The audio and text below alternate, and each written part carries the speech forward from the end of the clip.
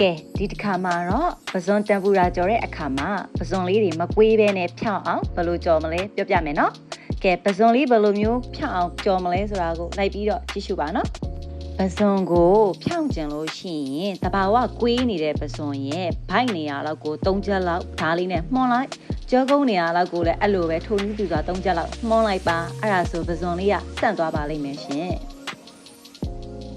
ပြီးသွားရင်လက်ကလေးနဲ့တေချာလေးဖိလိုက်ပေါ့နော်နည်းနည်းလေးပုံစံကြပြီးလာသွားအောင်ပေါ့အခုဟီမာလို့တလို့နည်းနည်းလေးဖိလိုက်ပါပြီးရင်စီထားလိုက်ပေါ့နော်စီသမျှပစုံတွေအကောင်လုံးအဲ့လိုပဲလုပ်လိုက်ပါနော်ကြောကုန်းခွဲတာကြိုက်တဲ့လူဆိုလို့ရှိရင်လည်းကြောရိုးကိုခွဲပြီးတော့အလေကအကြောလေးကိုဆွဲထုတ်လိုက်ထိုနည်းသူစားပဲကြောကုန်းနေရာကို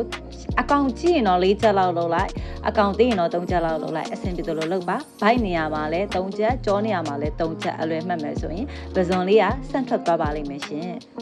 ရွှေလေးပြအမုတ်တို့မဟုတ်ပဇွန်တမူရာမှုတ်ရဲ့ကြက်ဥတစ်လုံးရေကိုဖောက်ထည့်ပါမယ်ပြီးတော့တေချာလေးညက်နေအောင်မှွေထားပါမယ် bread crab powder ပါမုတ်မိုးကြတစ်ထုပ်လိုပါတယ်ဂျုံမုတ်အနှင်းငယ်လိုပါတယ်ရှင်